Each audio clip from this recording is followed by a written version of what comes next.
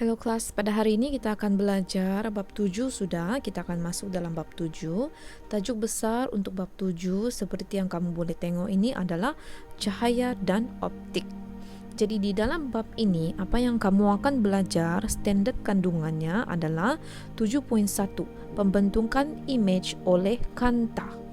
Dalam standard kandungan ini, standard pembelajarannya ada 3.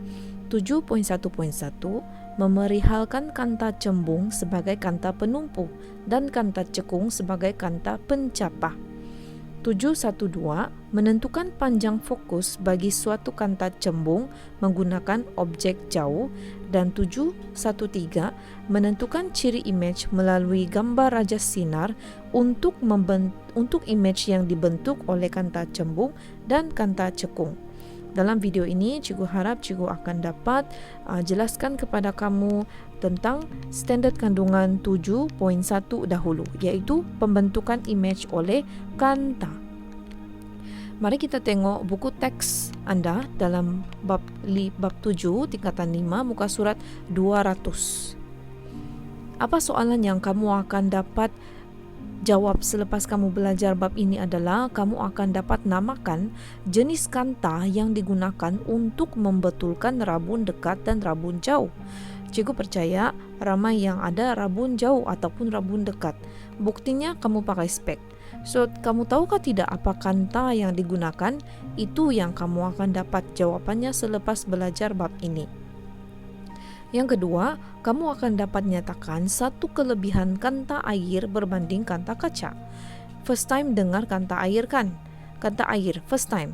Tapi kanta kaca, many times already. So in this chapter, you are going to learn apa itu kanta air. Selain ketebalan, nyamakan satu faktor yang mempengaruhi panjang fokus kanta. Jadi ini 3 soalan yang kamu akan dapat jawab selepas kamu belajar cahaya dan optik bab 7. Dan suka cikgu ingin ingatkan bahawa bab ini adalah bab di bawah sains fizik. Let us look at the bulletin science over here. This one is in your textbook, page 201. Penggunaan kanta dalam peralatan optik kini makin diluaskan sudah. Contoh, telefon yang merupakan alat komunikasi melalui audio saja. Dulu-dulu begini, audio saja telah dimajukan sehingga menjadi telefon pintar. Smartphone yang dapat berfungsi sebagai alat komunikasi audiovisual. Maksudnya, selain daripada bercakap, kamu juga dapat tengok orang. Selain daripada berhubung, kamu juga dapat rakam. Begitu. Dengan menggunakan apa? Dengan menggunakan kamera untuk mengambil foto dan video. So that's why it's called a smartphone. Bukan lagi telefon bimbit tanpa kamera yang dulu-dulu. Kualiti kamera lazimnya dihubung kaitkan dengan jenis atau kualiti kanta yang dipasangkan kepada kamera tersebut. Ada beza kenapa telefon jenama contoh X lebih mahal berbanding telefon jenama A. Kerana apa? Kerana kualiti kamera. Hal ini dikatakan demikian sebab image di dalam kamera dibentuk oleh kanta. Selain kanta dan plastik lut sinar, sebarang bahan lut sinar termasuk air sebenarnya juga boleh digunakan membina kanta. Jadi ini adalah the first konsep yang kamu belajar yang lain daripada topik yang kamu belajar sebelum ini, which is konsep kanta air. Look at the picture over here. This is just a droplet of water. But with that droplet of water, you can see the word in a bigger size. Size yang lebih besar. Dan ini dinamakan konsep kanta air. Okay, jadi kata kunci yang cikgu ingin kongsikan dalam video ini adalah kanta cembung, kanta penumpu, kanta cekung, kanta pencapah, titik fokus, panjang fokus. Itu dulu dalam video ini. Mari kita tengok standard pembelajaran 7.1, pembentukan image oleh kanta. Kanta ada 2 jenis, satu kanta cembung, satu kanta cekung. Cembung yang begini, bulat sikit, bulat-bulat. Cekung, seksi. Okay, I always remember that way so that I know cekung adalah seksi. Okay. So kanta tu apa? Kanta adalah medium lut sinar, transparent, seperti kaca yang mempunyai satu atau dua permukaan melengkung. Cuba kamu tengok, ini ada satu permukaan, dua permukaan. Ini plano cembung ada satu permukaan yang melengkung. Ini ada satu permukaan, dua permukaan yang melengkung. Jadi apa-apa sahaja kanta, kanta, apa-apa saja kaca yang ada satu atau dua permukaan melengkung, itu kanta lah tu, kanta. Asalkan ada satu ataupun dua permukaan yang melengkung, dan mestilah kaca lah, ataupun apa-apa medium yang lut sinar. So look at this picture over here. I took this one from Google. Ini adalah kanta cekung.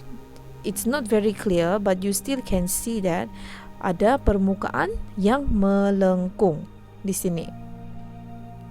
Itu cembung, dan ini adalah cekung.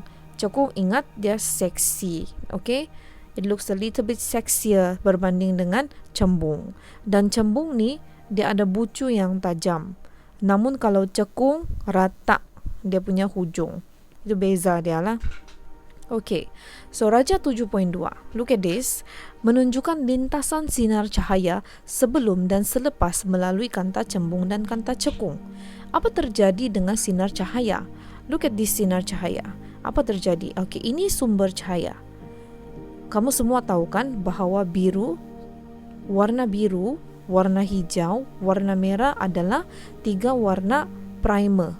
Okay, what happened to the warna primer after dia limpas ataupun after dia lintas kanta cembung adalah cembung itu akan tertumpu macam fokus kepada satu titik. Tapi cekung ni dia akan mencapah, tidak fokus. So berdasarkan raja sinar ini, sinar cahaya menumpu selepas melalui kanta cembung. This one, cembung, menumpu, focusing. Manakala sinar cahaya mencapah, like this, mencapah. Yang tengah tu lurus, yang biru tu ke atas sikit, yang merah ke bawah, tidak bertemu. Okey, bila diorang mencapah, sebenarnya kenapa dia mencapah? Sebab dia melalui kanta cekung. Oleh itu, kanta cembung ni kita kenali sebagai kanta penumpu. We want to focus it. Manakala kanta cekung adalah kanta pencapah. Okey, mari kita tengok muka surat 205 seterusnya. Okey, kita mau pergi dengan lebih dalam lagi dalam topik ini. Mari kita tengok. Topik seterusnya adalah mengajar kita bagaimana untuk menentukan panjang fokus bagi suatu kanta cembung. Tapi kan sebelum kita menjalankan aktiviti, mari kita fahami dulu istilah-istilah optik. Okay, istilah optik ada di dalam jadual 7.1. So I'm going to show you one by one. Apa itu istilah optik? Okay, jadi kita ada yang pertama adalah pusat optik. Di sini ya, pusat optik O besar. Kedua-dua kanta sama ada kanta cembung kah atau kanta cekung kah, kedua-duanya mempunyai pusat optik, yaitu titik pada pusat kanta di tengah-tengah kanta. Sinar cahaya yang melalui pusat optik tidak akan terbias. Apa maksudnya? Bila sinar cahaya itu adalah dari tengah-tengah melalui sini kan, dia tidak akan terbias, tidak akan mencapah tidak pergi atas, tidak pergi bawah, tapi dia akan tegak seperti ini, macam begini. Bila sinar itu melalui kanta cembung, kalau dia di pusat optik, dia limpas di pusat optik, luruslah tuh, dia tidak terbias. Sama juga dengan kanta cekung. Look at this one. Cahaya pada tengah-tengah pusat optik tidak akan terbias. Itu maksudnya, tidak ke atas, tidak ke bawah. Yang kedua, paksi utama. Paksi utama adalah ada dua jenis garis lurus. Dalam kedua-dua kanta cembung atau kanta cekung ada dua garis lurus. Satu paksi utama melalui pusat optik. Yang mendatar, itu paksi utama. Yang kedua adalah paksi kanta. Paksi kanta tu yang membelah kamu punya kanta. garis lurus yang menerusi pusat optik dan berserenjang dengan paksi utama. Apa maksud berserenjang? Paksi kanta tu dia mesti 90 darjah berserenjang. So ingat paksi utama yang mendatar, paksi kanta yang menegak. Seterusnya, titik fokus. Titik fokus tu diwakili dengan huruf F yang besar. Kedua-dua kanta ni, kanta cembung, kanta cekung, boleh ada titik fokus sama ada di hadapan ataupun di belakang. Jadi mari kita kenali dengan lebih lanjut. Bagi kanta cembung, titik fokus ialah titik pada paksi utama, iaitu tempat penumpuan sinar cahaya selari dengan paksi utama selepas melalui kanta. Itu untuk kanta cembung. Bagi kanta cekung pula, titik fokus adalah pada paksi utama, iaitu sinar cahaya selari dengan paksi utama seolah-olah mencapah dari titik ini melalui kanta. Okey, apa maksud dia di sini adalah I will show you in a while. Cuba kamu tengok jenis lukisan untuk kanta cembung dulu. Bila kita ada kanta cembung like this one, apa yang akan berlaku adalah you can see that kamu punya sinar itu selari dengan kamu punya titik fokus. Tapi kalau kamu punya kanta adalah kanta cekung, sinar cahaya itu seolah-olah dari titik fokus. Seolah-olah dari titik fokus. Itu beza kanta cembung dan juga kanta cekung. Dia punya sinar cahaya. Okey, kalau cembung selari, kemudian dia akan masuk balik pergi titik fokus. Tapi kalau dia adalah daripada kanta cekung, dia seolah-olah dari kanta fokus dan dia terbias ke atas. Okey, sebentar lagi cikgu akan tunjukkanlah macam mana kaedah melukis gambar raja sinar. But before you understand this one, you must understand dia punya istilah-istilah asas dulu. Jadi fahamilah yang titik fokus tu adalah F besar. F besar. Okey? Seperti yang cikgu tunjukkan tadi tempat penumpuan sinar cahaya selari kalau paksi utama. So you can see that kalau kanta cembung, so you can see that from the object dia selari. Tapi kalau dia kanta cekung kan, dia akan seolah-olah dari sini muncul begitu. After this we will learn how to draw. Okey, itu titik fokus. Yang keempat, panjang fokus, iaitu huruf F kecil. Kita sudah kenal itu O besar dan F besar. Sekarang ni kita kenali apa itu panjang fokus, F kecil, U kecil dan V kecil, FUV. Jadi kalau dalam gambar raja ini kamu boleh nampak kedua-dua kanta cembungka, cekungka ada huruf-huruf F. Huruf-huruf F ini wujud di kedua-duanya. Mari kita tengok apa maksudnya. F tu adalah jarak daripada titik fokus kepada pusat optik.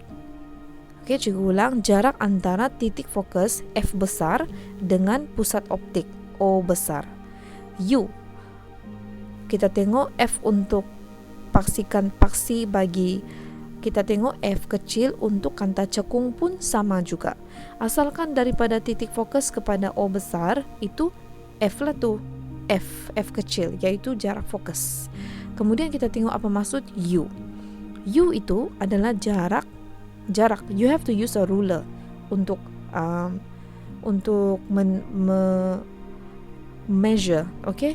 Untuk kamu sukat nanti. So what happen is U ni adalah jarak daripada objek kepada pusat optik. Sama, dua-dua keadaan sama. Cembungka, cekungka. Okey, kita akan nampak U tu adalah jarak daripada objek ke pusat optik. Itu U. Dan kemudian V. Apa itu V? Okey, V adalah jarak antara image dengan pusat optik. Image di mana? Look at the image. Image for kanta cembung berada di sebelah sini, kanan. Tapi image untuk kanta cekung lain. Dia berada di sebelah sini. Kecil image for kanta cekung, besar image for kanta cembung. Daripada kedua-dua situasi ini, image besar, image kecil, kamu boleh kasih kait sudah tu kan yang benda dalam kehidupan harian kamu seperti mikroskop, kanta pembesar, kamu punya handphone, itulah di sinilah teleskop. So there are a lot of things sebenarnya yang gunakan jenis-jenis kanta yang berbeza. Bintang tuh kecil kan, tapi bila kita guna teleskop dia jadi besar. Jadi mana satu yang kita pakai itu? Kanta cembung kah, kanta cekung? Coba kaitkan begitu. Handphone kamu, masa kamu zoom? Kalau zoom 2 kali ganda, apa kamu pakai itu? Begitu, oke? Jadi itu adalah istilah optik dan penerangan dia. Please always go back to this one, okay? You must understand apa maksud setiap huruf di sini. O besar apa, F besar apa. O is pusat optik, F is titik fokus. F kecil is jarak dari titik fokus kepada pusat optik. U adalah jarak daripada objek kepada pusat optik. V lagi jarak daripada image pergi pusat optik. All of that you need to understand, okay? Okay, selepas kamu kenal pasti apa maksud istilah-istilah penting di dalam kamu punya istilah-istilah optik itu, sekarang ni kita akan masuk ke dalam subtopik seterusnya, muka surat 206, gambar raja sinar. This is the most important part. Gambar raja sinar untuk menentukan ciri image. Apa ciri-ciri image? Is it big or is it small? Is it bigger than the object or smaller than the object? Begitu. Kita mau menentukan ciri image kanta cembung dan kanta cekung. Okay, jadi mari kita teliti dan fahami jadual 7.2 di bawah yang menerangkan kaedah melukis gambar raja sinar dengan melukis 2 sinar cahaya utama untuk menentukan ciri image yang dibentuk oleh kanta cembung dan kanta cekung. Okey, cuba kita tengok kaedah melukis gambar raja sinar untuk kanta cembung dulu. This is in page 207 your textbook. Okey, kanta cembung. Ingat kanta cembung tu yang bulat, cute yang comel. 1.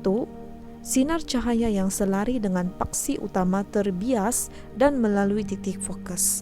So apa yang terjadi adalah daripada objek ada sinar cahaya. Dia mesti selari. Selari dengan apa? Dengan paksi utama. Ini kan paksi utama. Ini kita sudah belajarkan di sisi paksi utama. Jadi ada sinar cahaya. Yang pertama selari dengan kamu punya paksi utama. Kemudian apa yang terjadi adalah dia akan terbias. Terbias pada paksi kanta. Kan tadi kita belajar ini paksi kanta kan, ini paksi utama.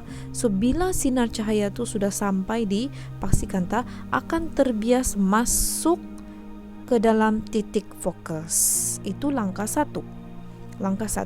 Ada berapa sinar cahaya? Ada 2. Melukis 2 sinar cahaya utama.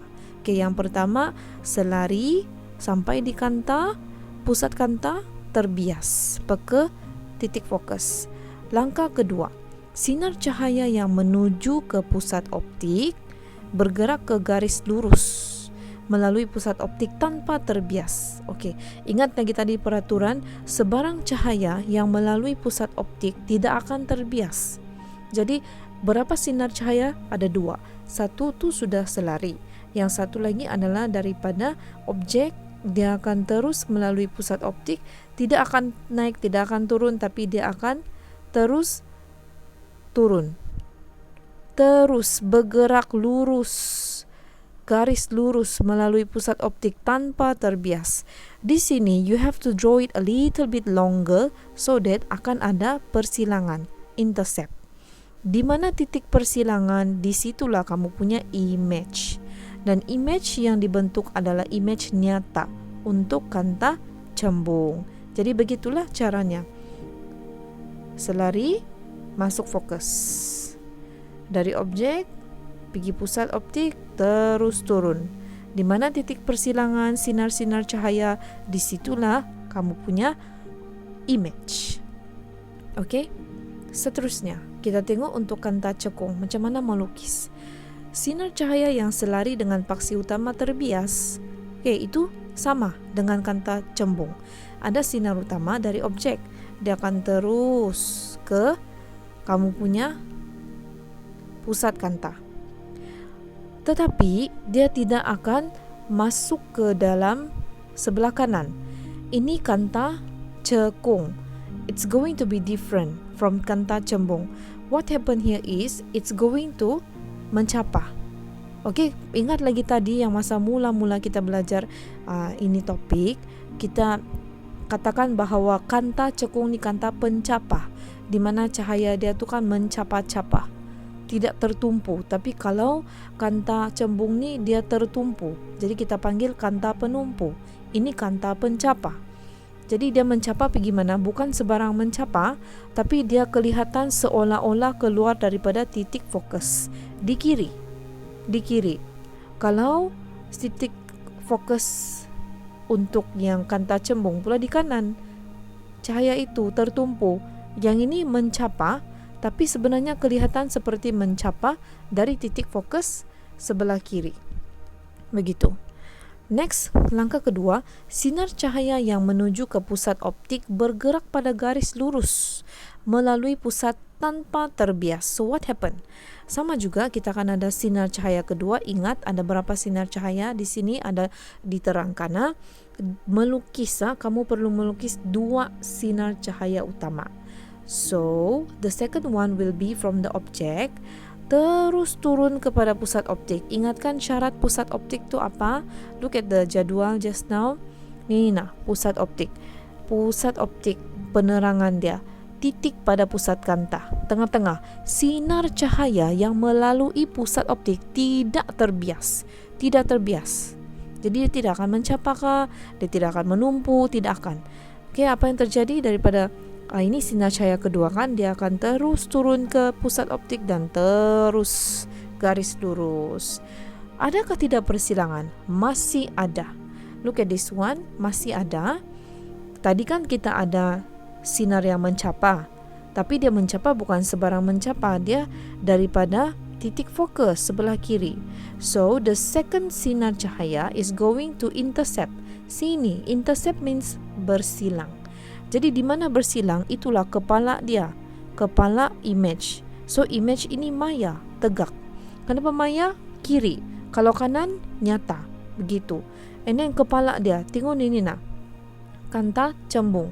Di mana ada dia punya persilangan, itu dia punya kepala. Jadi dia image nyata dan terbalik, songsang. Tapi kalau image untuk kamu punya kanta cekung, ini bukan songsang. Image dia menegak, maya di kiri, nyata di kanan.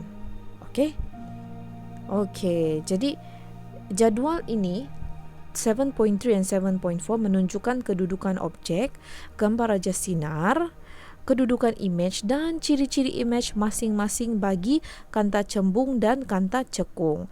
Ada pelbagai situasi. Okey, ada berapa situasi dalam buku teks kamu ditunjukkan untuk kanta cembung. Ada 5 situasi here.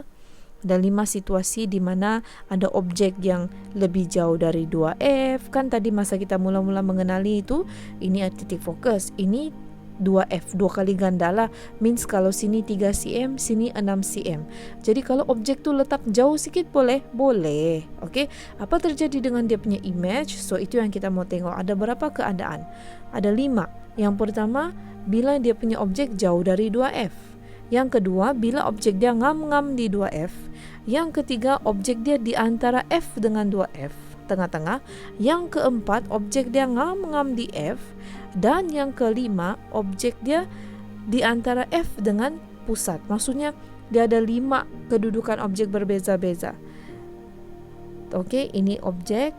Objek dia berada di tengah-tengah itu pusat optik dengan fokus, titik fokus. Terus dia ke titik fokus. Terus dia ke tengah-tengah sini. Terus dia ke 2F. Dan terus dia ke lebih dari 2F. Ada 5 keadaan. So, each of the situation, setiap kedudukan objek berbeza akan menghasilkan image yang berbeza. Jadi kamu akan nampak tuh dia punya, kalau image dia berbeza, jadi apalah? Macam mana dia punya pembentukan image? So that's what we are going to learn. Untuk kanta cekung ada dua situasi sahaja. Okey, mari kita kenali satu per. Sekarang ni kita tengok dalam buku teks muka surat 208. 208 kita akan tengok bagaimana gambar Raja Sinar itu akan menjadi berbeza-beza apabila kedudukan objek berbeza-beza. Gambar Raja Sinar yang pertama. Ingat kita ada dua jenis gambar Raja Sinar, satu untuk kanta cembung, satu untuk kanta cekung. Gambar Raja Sinar ni adalah gambar raja di mana kamu akan ada dua sinar utama yang akan melalui kanta cembung atau cekung, dan kamu akan tengok macam mana image itu terbentuk. Kedudukan objek yang pertama, objek yang jauh dari titik fokus, jauh sekali, jauh lagi dari fokus, jauh lagi dari 2F. Mari kita tengok apa kejadian dia. Seperti biasa kita akan draw garis selari dengan paksi utama melalui kamu punya titik fokus. So what happen is, daripada objek akan terus kepada pusat optik bersilang. Di mana ada persilangan, di situ ada kepala. Kepala apa? Kepala image. Jadi terbaliklah kan. Ciri-ciri image adalah nyata, songsang, dan dikecilkan. Dikecilkan daripada apa? Dikecilkan daripada itu objek. Objek dia besar, tapi dia punya image jadi kecil. Begitulah. Kedudukan image dia di mana berlaku? Dia berlaku di antara F dengan 2F. Seterusnya kita tengok apa kejadian kalau kedudukan objek itu adalah pada 2F. Pada 2F, sini kedudukan objek. So apa terjadi adalah macam biasa, garis selari titik fokus, masuk titik fokus. Itu yang pertama kamu perlu lukis. Jangan lupa lukis anak panah. Kemudian daripada objek tu melalui pusat optik. Ingat, tidak mencapa, tidak menumpu, dia terus garis lurus. Dan kamu akan nampak kalau objek dia di 2F, image dia nyata, masih lagi terbalik iaitu songsang, tapi dia sama saiz dengan objek. Kalau objek di 2F, image pun di 2F, ngam di titik, ngam sama, image dia sama, saiz dia. Apa terjadi kalau objek tu berada di tengah-tengah 2F dengan F? Apa terjadi? Macam biasa, we are going to draw garis lari, masuk titik fokus. Masuk titik fokus, jangan lupa lukis dua anak panah. Kemudian daripada objek punya kepala tu turun lagi pergi pusat optik, lurus, jangan mencapa, jangan menumpu. Kasih silang. You have to silangkan dia and look at the image form. Image tu besar, dibesarkan, lebih besar daripada objek. Objek kecil tapi image besar. Nyata dan songsang. Masih lagi terbalik lah. Kemudian apa terjadi kalau dia punya objek tu ngam di F? Sama juga, we are going to draw garis selari turun pergi F, and then jangan lupa lukis anak panah. Yang kedua, kita akan lukis daripada kepala objek masuk ke pusat optik. Ingat, terus lurus. Coba kamu tengok, tidak berjumpa nih. Dia tidak akan berjumpa. Jadi di mana dia punya image? Image dia adalah di infinity. Infinity maksudnya you cannot. Kamu tidak akan nampak. Jauh sangat-sangat. Infinity. Terlampau jauh. So kita katakan bahawa dia punya image tu dibesarkan jugalah, dibesarkan. Dan maya. Kenapa maya? Because you cannot see it. You cannot see. And then kalau nyata is something that you can see. Ini maya, you cannot see. Masih lagi tegaklah, cuma you cannot see. It's too far, infinity. Kalau ngam di F. Apa terjadi kalau makin dekat lagi? Kasih dekat lagi objeknya berada di antara F dengan pusat optik. Macam biasa, garis selari masuk F. Kemudian daripada kepala ni masuk lagi kepada pusat optik, jangan mencapa, terus lurus saja. Jadi di mana dia punya perjumpaan atau persilangan adalah you have to kasih silang ke belakang pula, ke belakang. Jadi you can see that image dia berada di sini. image di belakang. Okay, maya tegak dan dibesarkan. Jarak image lebih jauh daripada F. Jauh dia punya image di sini, jauh daripada F. Dan ini digunakan sebagai kanta pembesar. Inilah kanta pembesar. Kamu punya objek kecil saja kan, tulisan dalam buku. Tapi kamu punya image, selepas kamu letak kanta pembesar, you can see that besar sudah tu tulisan. So itu di dalam kanta pembesar punya kegunaan lah kanta cembung. Okay, ingat, if you have an object di antara F dengan pusat optik, the image is going to be here, behind. Okay, itu kanta cembung. Sekarang kita pergi kepada kanta cekung pula. Okay, ada dua keadaan saja kalau cekung. Satu, kalau objek tu lebih jauh daripada 2F, jauh sini. Satu lagi bila dekat sikit, iaitu di antara F dengan pusat optik. So mari kita tengok dulu. Macam biasa, sinar pertama ada berapa sinar? Ada 2, the pink and the purple one. Macam biasa yang pink tu akan selari dulu. Ingat, dia akan mencapah. Kalau cekung, mencapa bukan sebarang mencapa, dia akan melalui titik fokus. Sama juga macam cembung, mesti akan pergi titik fokus. Cuma kalau cembung tu, bila dia sudah limpas itu pusat kanta, dia akan masuk ke dalam F. Okay, menumpu. Tapi kalau di kanta cekung, dia mencapah, tapi kelihatan seolah-olah dari F. Sebab tu kita pakai garis putus-putus. Okay. Seterusnya, sinar kedua yang the purple one, macam biasa, daripada kepala itu objek akan terus lurus ke pusat optik. Jangan lagi bengkok-bengkok, lurus saja.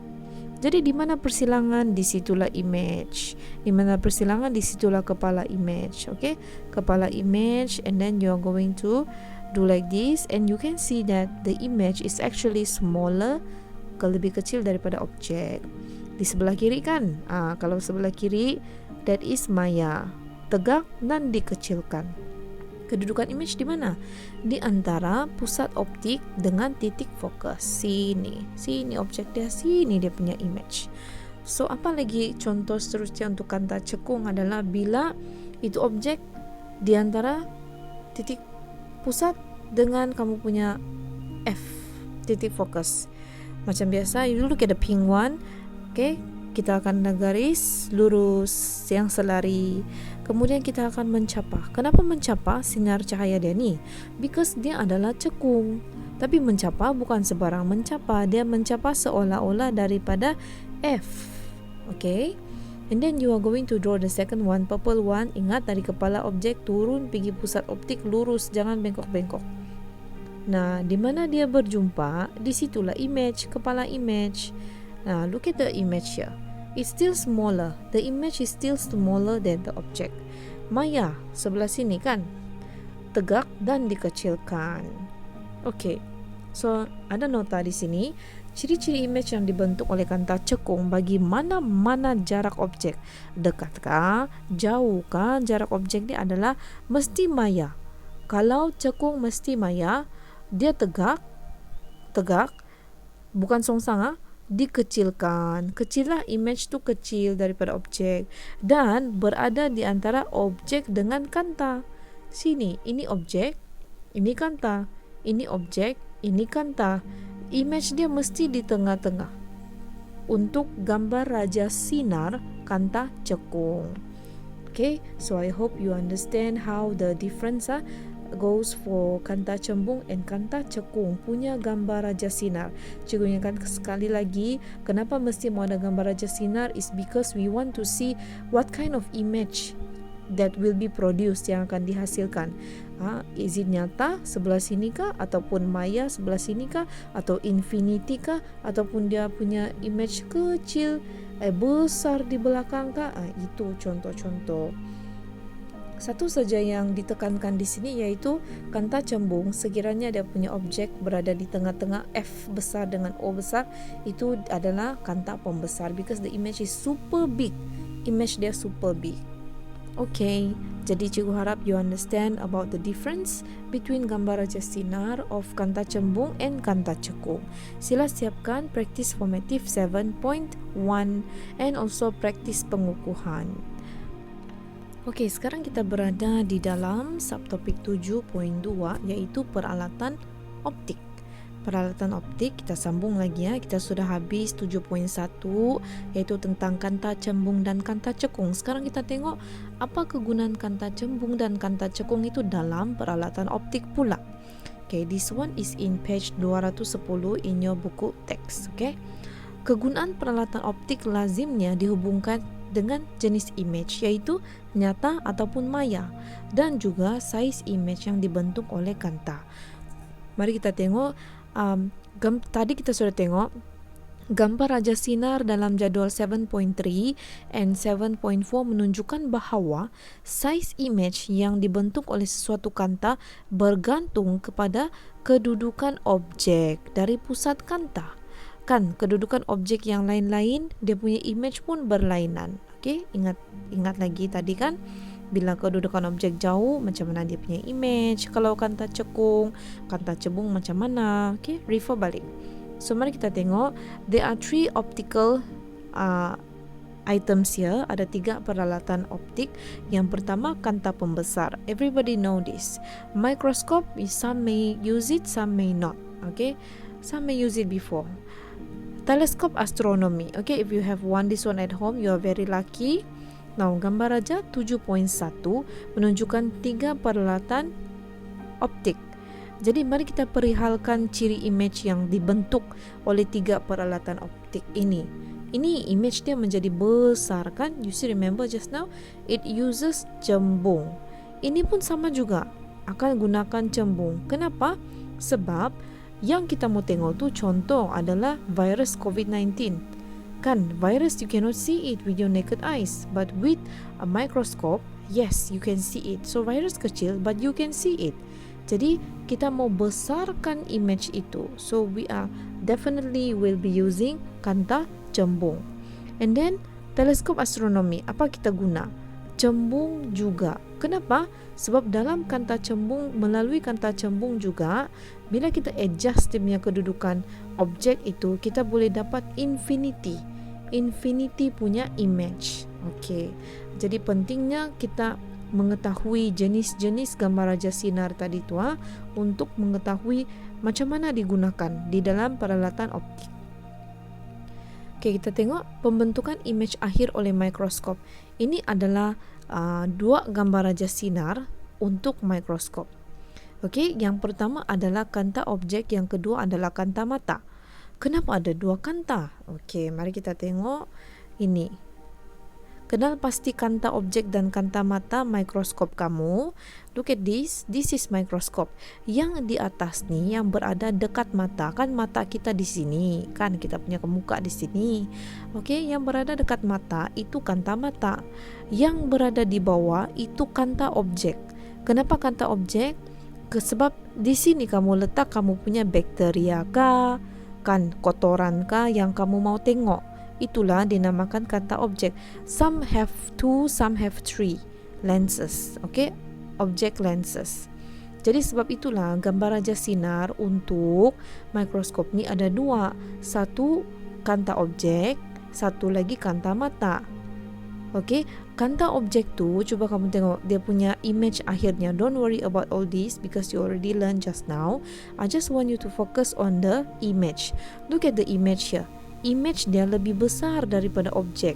Melalui kanta objek itu mikroskop, you can see if kamu punya objek adalah bakteria lah katakan. Kamu punya image tu lebih besar, you can see the bacteria very clearly. But it's songsang dibesarkan dan nyata. Sebelah sini kan, kalau sebelah sini maya lah. Okay, next kita tengok di dalam kanta mata. Apa yang terjadi adalah sini kamu punya objek, tapi kamu punya image yang terbentuk tu besar. Memang besar, cuma dia maya. Look at this one. It's on the left side, so it's maya. Tegak, I don't think so this one is tegak. I think this is wrong. Sepatutnya adalah songsang lah. And then dibesarkan. Okay, so these are the two gambar raja sinar that are involved in microscope. Ingatlah, mikroskop ada dua kanta, one is mata, one is objek. Mata tu yang dekat mata, objek tu yang dekat kita punya virus ataupun bakteria. So what happen kalau kita kasih gabung kedua-duanya? Ini kan mata, jadi kita ada kanta mata dulu. Nina, this one, the kanta mata first here. Apabila objek kita punya mata tu sudah melihat, you are going to focus lastly on the image maya akhir yang very big, besar. Yang kamu mau tengok tu objek kamu kecil, but your image yang akhir tu adalah maya. Maya, why maya? Because dia di sebelah kiri lens bah. Okay, maya. Oleh sebab itu kamu punya image akhir tu besar, so you can see your bacteria very clearly because it's very big. Gabungan dua kanta mata dan kanta objek. Kanta mata di sini atas, kanta objek di sini bawah. Berapa kali dia punya besar tu? Okay, kita punya kuasa pembesaran handphone lah. Kalau handphone cikgu sampai 2 kali kah? Atau sampai 5 kali pembesaran lah, boleh. Tapi kalau untuk mikroskop, kuasa pembesaran kanta objek yang ini kita kasih darab dia dengan kuasa pembesaran kanta mata. Okay, contoh gambar foto 7.2 menunjukkan sebuah mikroskop dengan kanta mata yang mempunyai kuasa pembesaran 4 kali. Okay, mata sini ya Nina, ada yang kadang-kadang kamu jumpa mikroskop tu 1 je kanta mata, ada yang 2 kanta mata, begitulah, bergantunglah jenis kan. Okay, soalan ini mengatakan bahawa kanta mata ni dia ada 4 kali kuasa pembesaran di sini. Lepas tu kanta objek ni yang Nina dia ada 40 kali kuasa pembesaran. Jadi berapalah kuasa pembesaran the whole microscope? Mari kita tengok. Kuasa pembesaran mikroskop tu sebenarnya adalah kuasa pembesaran kanta objek Nina yang di bawah darab dengan kuasa pembesaran kanta mata. Jadi 40 times 4 160 kali dibesarkan kamu punya objek itu. That's why a tiny thing, contohnya kamu punya kuku yang kotor ataupun kulit di dalam pipi kamu letak sini, kamu boleh nampak 160 times. Letaklah kuku kamu di sini, you can see a lot of germs inside. Okay, itu mikroskop. So amazing kan? Kamu sekarang tahu sudah kan macam mana kanta cembung tu digunakan di dalam mikroskop dan membolehkan kita untuk melihat benda yang seni. Tidak boleh dilihat dengan mata kasar, tapi boleh dilihat di bawah mikroskop. Kenapa? Sebab kuasa pembesaran. Guna apa? Guna cembung. Okey, kanta cembung. Okey, sekarang kita tengok pembentukan image akhir oleh teleskop pula. Si teleskop masih lagi guna cembung, dan teleskop pun sama, ada kanta objek, ada kanta mata. Yang mata ni dekat dengan mata lah kan. Okay, so what happened? Look at the image here. Apa yang kita boleh nampak ni kan? Image dia yang pertama ni, kanta objek ni, image dia berada di F. Di F ciri image adalah nyata sebab sebelah kanan kan. Kalau maya tu sebelah kiri kan. Songsang terbalik dan kecil. Kanta mata pula, apa yang kita boleh nampak di mata kita melalui mata kita dalam teleskop adalah you can see that the image di infinity. Sini objek kamu, kanta mata jauh. That's why you can see the stars, the moon. Okay, you can see that through the telescope. Stars, moon. Yeah, I don't think so. So maya. Why is it maya? Maya because it's here on the left hand side, so it's maya. And dia punya ciri image tu tegak. Sini dia punya image kan infinity dan dibesarkan. So berdasarkan pemahaman anda tentang dua gambar raja sinar tadi itu, di sini 7.10 sama saja macam teleskop. Ada kanta objek, ada kanta mata, cuma this is teleskop kan, so the image will be infinity. Untuk kanta mata jauh batu bintang. Okay, inilah pembentukan image akhir oleh teleskop yang ditunjukkan. So mari kita tengok, this is kanta mata, because it's near to our eyes. Okay, so what your eyes can see adalah ni nah, image akhir di infinity. Okay, image akhir. Kamu ada kanta objek, kamu ada kanta mata, but what you see is the image akhir dia, infinity. As ingat infinity, ingatlah kanta untuk teleskop. Infinity batu jauh tu bintang. Okay, pada pelarasan normal, jarak di antara kanta objek dan kanta mata adalah f0 dengan fi, di mana f0 adalah panjang fokus kanta objek, fi adalah panjang fokus kanta mata. Kenapa mau selaraskan dengan normal? Kenapa mau kasih tambah untuk kanta objek dengan kanta mata punya panjang fokus ni? Kenapa mau tambah diorang? Supaya image dilihat dalam keadaan yang lebih selesa. So you imagine lah, you are using a telescope, kan? So you want to have a clear ataupun yang selesa punya penglihatan. Jadi kita gunalah pelarasan jarak normal. Kalau panjang fokus dia 12 mm, yang ini pun 12 mm lah for kanta mata. Okay, jadi kamu tahulah sekarang kan, di dalam teleskop dan juga mikroskop you have two types of lens, kanta mata dan kanta objek. Mari kita tengok aplikasi kanta dalam peralatan optik. Okay, this one is in page 214 textbook. Okay, kamera DSLR. All this while we only say DSLR. DSLR. What is DSLR? Digital Single Lens Reflex. Dia ada dua kanta berbeza lah. So I guess now you know already lah kan. Okay, that one is the focus lens. Focus kamera litar tertutup CCTV beresolusi tinggi dan kamera pengintip di dalam alat keselamatan. So perkembangan teknologi dalam bidang optik membolehkan ketebalan kanta yang digunakan dalam peralatan optik seperti smartphone and television litar tertutup CCTV, okay, closed circuit television, menjadi setebal beberapa milimeter saja. Sangat nipis itu kanta. So kajian optik telah berjaya membina kanta rata atau flat lens yang setebal beberapa mikron saja. 1 mikron sama dengan 0.001 milimeter. Pergi ambil pembaris kamu pergi ukur milimeter tu berapa nipis.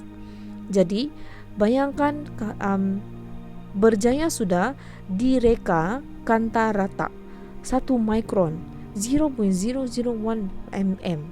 Apa kesan kanta rata terhadap saiz dan ketebalan handphone?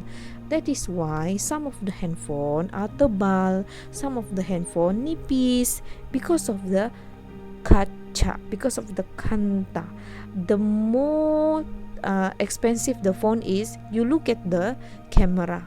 Kamera memainkan peranan penting dalam penentuan harga itu handphone. Okay, kenapa? Because of the jenis kanta yang digunakan.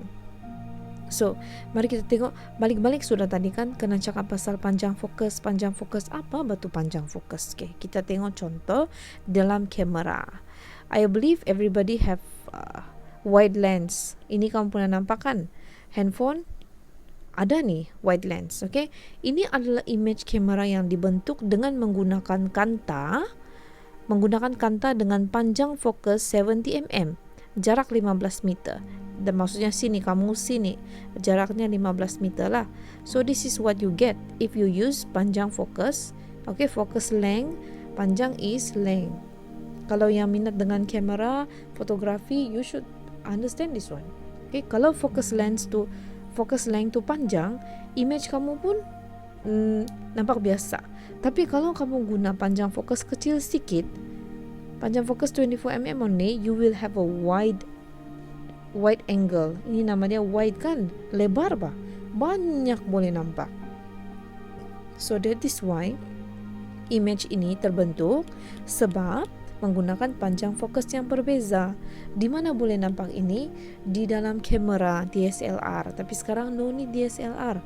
DSLR is too big already. Nobody uses this. Ada juga lah. But handphone, yes. Your handphone also can do this. Why it can do this? Because it changes the focus length to a shorter one. That's why it has a very wide image. Oke, jadi sekian sajalah topik untuk bab 7 cahaya dan juga optik. Oke. Check the Google Classroom for the homework untuk bab ini. I hope you learn something new in this chapter, cahaya dan optik. Okay, what you learn is pembentukan image.